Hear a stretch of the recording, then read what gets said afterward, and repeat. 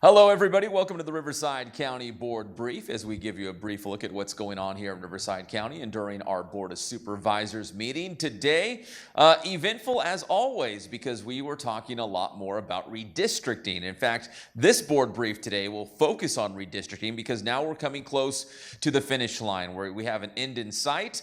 That deadline is coming up in just a couple of weeks, and we've narrowed it down to about 3 maps. Now, first off, let's take a look at some video from earlier today during the Riverside County Board of Supervisors meeting as those 3 maps, F, H, and Community 1.3 were funneled down. Those are the final 3 that the supervisors will now make a decision on. The Advisory Redistricting Commission now has the work to make a recommendation, maybe take the suggestions and recommendations from the supervisors to make it all fit. I know they have a lot of parameters, and we have Rania Odenbaugh standing by to talk more about that to make this all work. But the bottom line is, coming out of this Board of Supervisors meeting today, it's down to 3 maps, and they will make a decision coming up at the next Board of Supervisors meeting, which is actually December 7th. They'll have a couple of weeks off with Thanksgiving now on the horizon come next week. So let's listen to some of the comments from earlier today during the Board of Supervisors meeting from Supervisor V. Manuel Perez, Supervisor Jeff Hewitt, and the CEO of Riverside County, Jeff Van Wagenen. I suggested 1.3 with the thought of trying to figure out how we could keep Cabazon and Morongo into the pass, and maybe figuring out a way in which we could draw the lines, or maybe the Ottawa area might be part of District 4. This process is a very, very long and strenuous one, and as we've seen, everybody has something in the game. And I don't know if most of you appreciate the work that's gone on.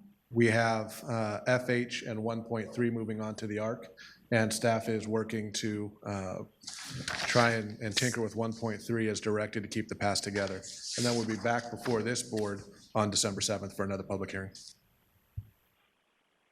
All right, so I was just scratching the surface on redistricting. Now we have the expert. I know she has dedicated so much time, and Tom Mullen as well, making sure that this is all going to work. Rania Odenbaugh, who I had mentioned a little bit earlier in the board brief. And Rania, we're coming down the home stretch. I guess that's the good news, but maybe the pressure's on now to make sure we get this right. And as the supervisor said, it's a lot of work, and trying to make sure that the lines are where the majority or the most people are going to be happy with, correct?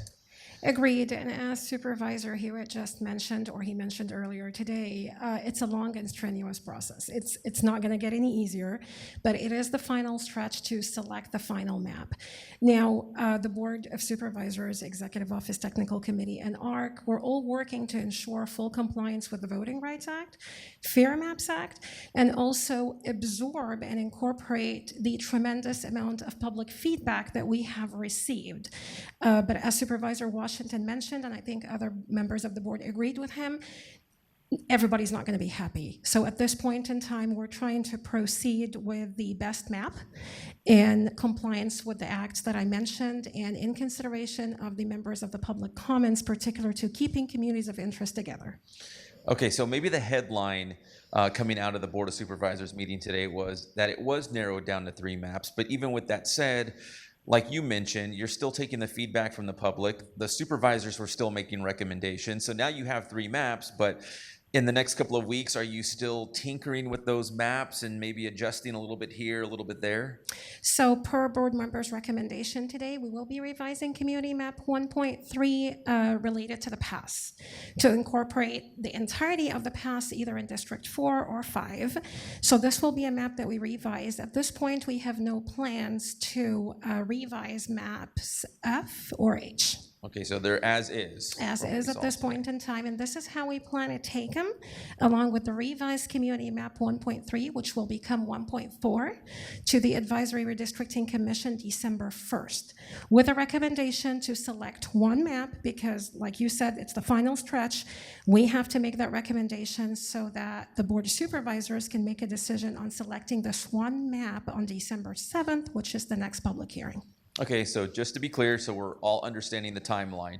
December 1st, the commission will get together, decide which one they would like to recommend to the board, and because the board's not meeting for the next couple of weeks, December 7th, the next board meeting, will be the day when they will select the map for the next 10 years. Precisely, you got it. And then from there, December 14th, we are hoping to have a map approved officially by the board and adopted on that date, since our deadline is December 15th. And Rania, I just touched on it. I know we've mentioned it before. Last question is, we only do this every 10 years around the census, and it's so much work, and I know you've dedicated so much time to making this happen for the Board of Supervisors here. But again, every 10 years, this is a lot of work, right? To keep the populations and the demographics and all those things and keeping people happy for these supervisorial lines. Absolutely, and a shout out to the Executive Office Technical Committee, the board members, ARC, and particularly Tom Mullen and his team. A lot of time and effort. I mean, we're talking upwards 1,000, 1,200 comments received from the public. We have to review those comments, present them to the Board of Supervisors in the form of a map, translate that map to English. It's a lot of work. In addition, working to, again, ensure compliance with the Voting Rights Act and the Fair Maps Act, and that is quite the balance right there.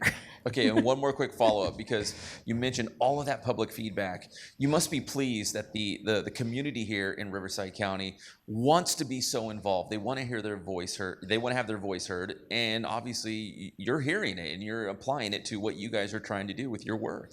Absolutely, and we're incredibly proud. We are incredibly proud of our communities.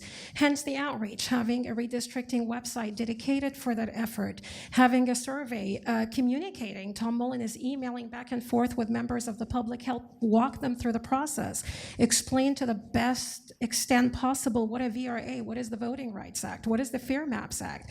It's difficult for us to absorb and balance all those requirements, so we understand when members of the public struggle, but we're here for them. We are listening to them, but at the end of the day, we have to select one map that is going to consider their input, the compliance with the acts I mentioned, and ultimately the decision will be for the Board of Supervisors. All right, Rania, you did a great job explaining it so we could all understand, including myself. So Rania Odenbaugh, thank you so much. We appreciate it. My pleasure. And that's going to do a very special board brief as we focused on redistricting, because again, we're coming down the home stretch, and December 7th at our next Board of Supervisors meeting, Rania, you guys will have a recommendation, right, for the board on what the new district map will look like. My name is Pep Fernandez. We always appreciate you tuning in to the Riverside County Board Brief, and for Rania Odenbaugh, we'll see you next time.